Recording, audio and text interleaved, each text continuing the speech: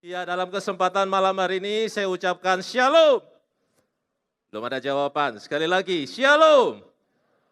Ya, saudara yang diberkati Tuhan, saudara yang disertai Tuhan, saudara dibuat sehat, kuat, bahkan panjang umur. Katakan amin.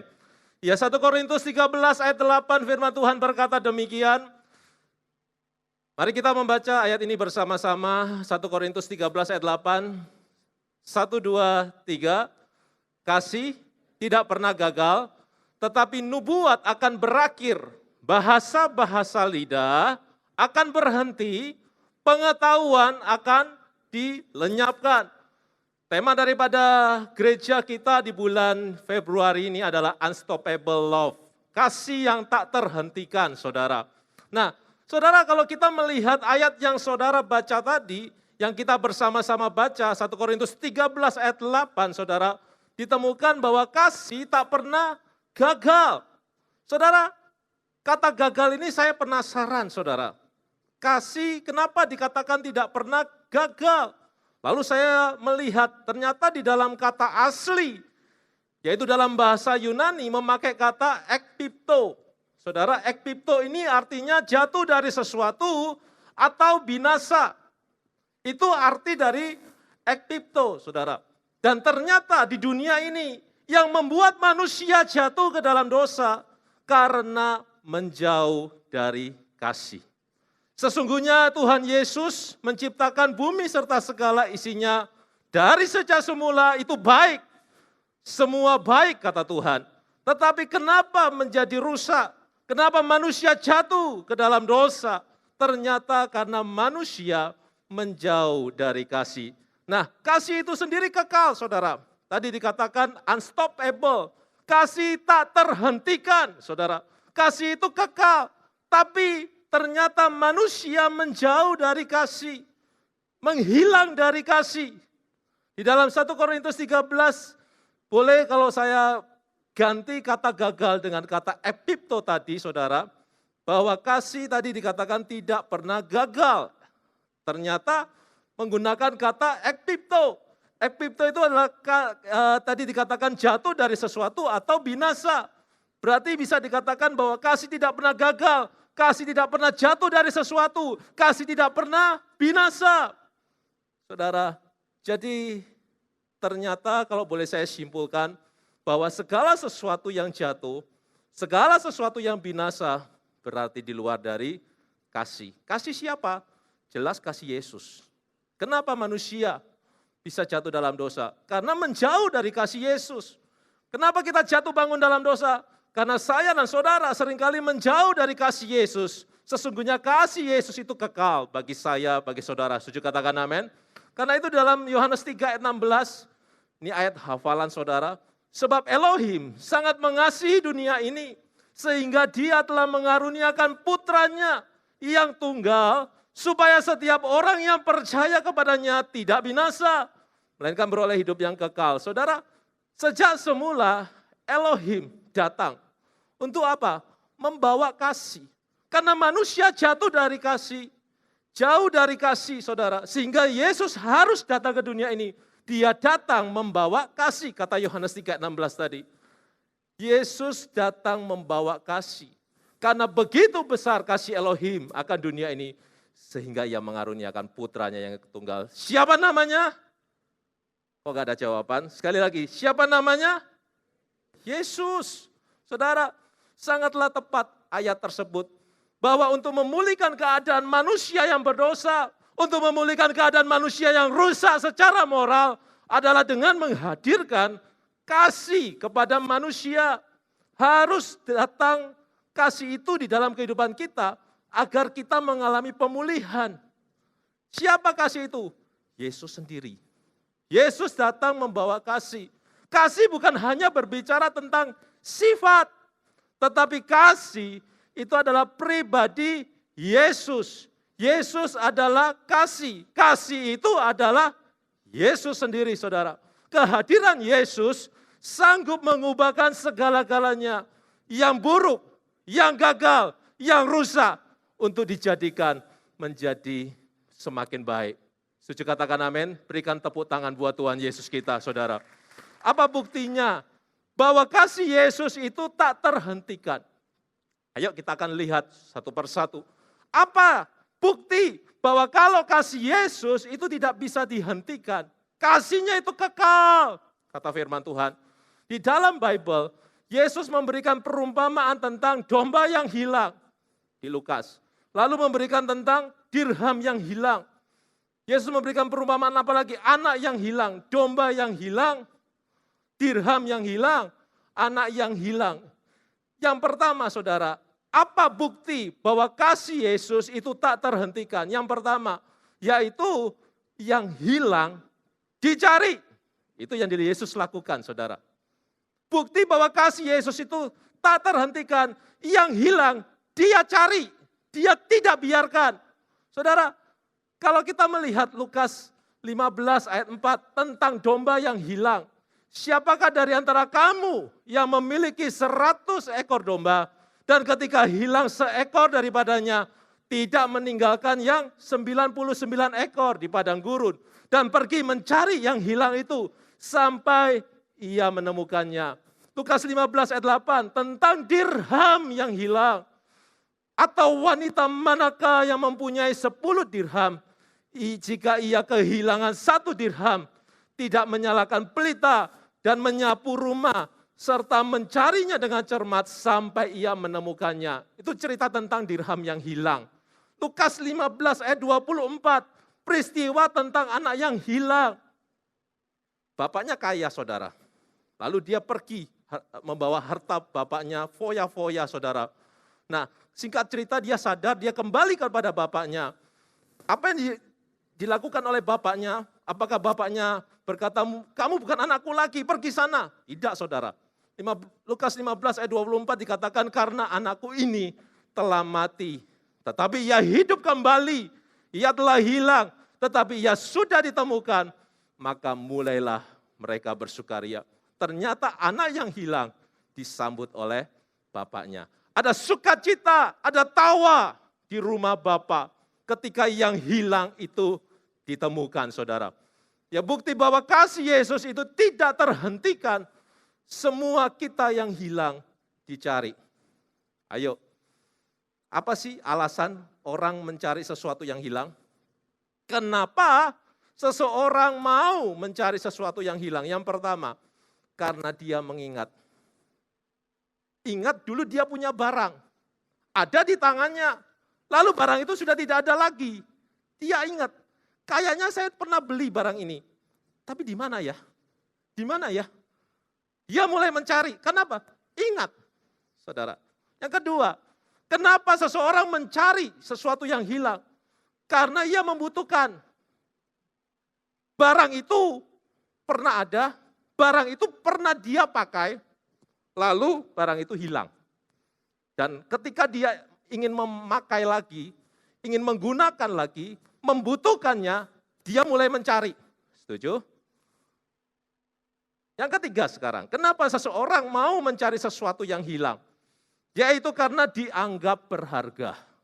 Karena yang hilang itu dianggap berharga.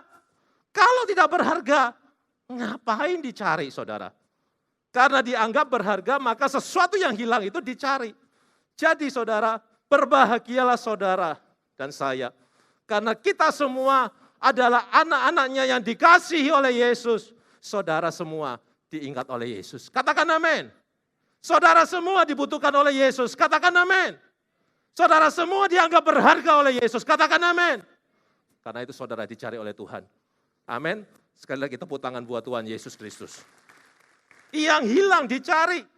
Itulah bukti kasih Yesus yang tak terhentikan. Yang kedua, Yohanes 1 ayat 9. Dialah terang yang sejati yang datang ke dalam dunia ini, yang menerangi setiap orang. Saudara, bukti yang kedua bahwa kasih Yesus tak terhentikan, yaitu yang gelap diterangi. Yang gelap diterangi. Saudara, kita ini sebelum kenal Yesus, kita hidup di dalam kegelapan. Sebelum kenal Yesus, kita ini sedang menuju satu jalan, yaitu jalan kebinasaan. Tetapi puji Tuhan, karena kasih Yesus, semua saudara di ruangan ini, kita semua sudah diselamatkan oleh Tuhan Yesus. Amin. Kita sudah ditebus oleh darah Yesus yang mahal. Lukas 11 ayat 36. Apabila seluruh tubuhmu terang, dengan tidak ada satupun bagian yang gelap, maka seluruhnya akan menjadi terang benderang. Seperti sebuah pelita menerangi engkau dengan cahayanya. Saudara, Tuhan Yesus ingin seluruh hidup kita di dalam terangnya. Karena itu Dia datang untuk menerangi saya dan saudara. Dia datang untuk menerangi kita semua yang masih hidup di dalam kegelapan. Agar kita semua mengalami terang Yesus. Tujuannya apa? Kenapa Yesus datang kepada kita? Kita ini siapa, saudara? Sesungguhnya kita nggak layak. Tapi puji Tuhan karena kasih Yesus kita dilayakan. Saudara, itulah Yesus. Ketika terang itu ada di dalam hidup kita. Ketika Yesus hadir di dalam kehidupan kita. Tujuannya apa? Supaya saya, saudara, menjadi berkat buat yang lain. Menerangi orang-orang yang masih hidup di dalam kegelapan. Kita menjadi berkat buat mereka. Dan nama Yesus ditinggikan. Nama Yesus dipermuliakan di dalam kehidupan mereka. Setuju katakan amin? Itulah tujuan Yesus. Matius 5 ayat 16. Dikatakan demikian. Hendaknya terangmu bercahaya di hadapan manusia. Sehingga mereka dapat melihat perbuatanmu yang baik. Dan memuliakan Bapamu yang di surga. Itulah tujuan Yesus datang. Dia datang untuk menerangi kita, supaya kita boleh menerangi yang lain. Keluargamu yang belum diselamatkan, itu bukan tugas pastor. Keluargamu yang diselamatkan, bukan tugas full timer. Tapi engkau yang ada di dalam rumah itu. Tuhan ingin saudara jadi terang di rumah saudara. Jadi berkat, agar mereka melihat kehidupan saudara, dan mereka mempermuliakan. Sungguh Tuhannya anakku ini dahsyat, kata orang tuanya. Dan demikian juga anak melihat orang tuanya. Kok papa mamaku rajin ke gereja ya? Wah ternyata Tuhannya papa mama luar biasa. Aku mau ikut juga Aku mau dibaptis, percaya Yesus. Loh, berarti orang tuanya jadi berkat bagi anak-anaknya saudara. Tugasnya siapa? Ya kita semua. Menjadi terang bagi orang yang ada di rumah kita. Menjadi berkat, itulah tujuan Yesus. Yesaya 57 ayat 15. Sebab beginilah firman yang maha tinggi, yang mendiami kekekalan, dan yang namanya kudus. Aku bersemayan di tempat tinggi, di tempat kudus, tetapi juga bersama dengan orang-orang yang remuk dan rendah hati, untuk memulihkan semangat orang yang rendah hati, untuk memulihkan orang yang remuk hati. Saudara, yang ketiga, apa sih bukti? Kenapa kasih Yesus itu tak terhentikan? Yang ketiga, yang rusak, Yesus perbaiki. Yang rusak, Dia mau membenahi, Dia mau memulihkan. Bagi Yesus, segala sesuatu yang rusak, Dia mampu memperbaiki. Melihat kita yang berdosa, Yesus ingin, bahkan Dia sanggup mengampuni, Dia sanggup memulihkan kita, saudara. Itulah Yesus, saudara. Malaikat jatuh saja dibuang kok. Ya toh? Malaikat jatuh itu loh. Ketika malaikat jatuh dalam kesombongan, dibuang. Berarti apa? Saya, saudara, spesial di hadapan Tuhan. Kenapa? Ketika manusia jatuh dalam dosa, Yesus tidak pernah membuang. Tetapi apa? Dia memakaikan jubah. Ketika manusia tahu dirinya berdosa, mereka bersembunyi dengan daun ara. Tetapi Yesus datang, membawa kulit binatang, memakaikan manusia itu pakaian. Saudara, itulah Yesus, saudara. Melihat rumah tangga kita yang rusak, Yesus sanggup memperbaiki. Melihat kesehatan kita yang rusak, Yesus sanggup memperbaiki. Melihat finansial kita yang rusak, keuangan kita yang rusak, Yesus sanggup memperbaiki. Apa yang rusak dalam kehidupan saudara selama pandemi ini, Tuhan Yesus sanggup memulihkan kita semua, saudara. Kita ini istimewa di hadapan Tuhan Yesus. Keselamatan kita dijamin oleh Tuhan, apalagi cuma sekedar sakit, pasti disembuhkan. Apalagi sekedar saldo rekening bank yang menipis, pasti Dia tambahkan. apalagi hubungan keluarga yang retak, Dia pasti sanggup memulihkan kita. Katakan amin. Yang rusak bagi kita, tidak ada yang sukar bagi Yesus untuk memperbaikinya. Saudara, itulah bukti bahwa kasih Yesus tak terhentikan. Yang pertama, yang hilang Dia cari. Yang kedua, yang gelap Dia terangi. Yang ketiga, yang rusak Dia perbaiki. Luar biasa bukan kasih Yesus kita? Saudara, Yesus kita itu Tuhan yang dahsyat, yang sanggup menolong setiap pergumulan saudara. Hari-hari ini apa kesukaran saudara?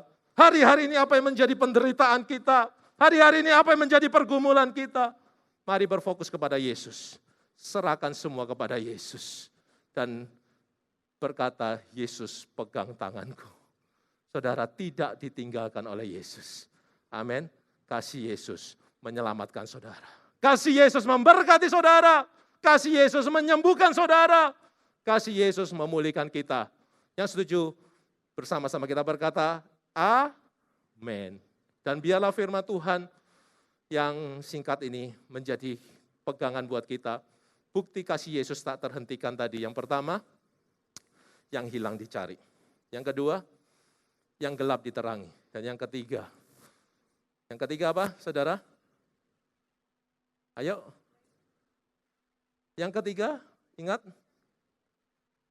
Iya, saudara, yang ketiga adalah dikatakan bahwa yang rusak diperbaiki. Itulah Yesus kita. Baik, sama-sama kita bangkit berdiri.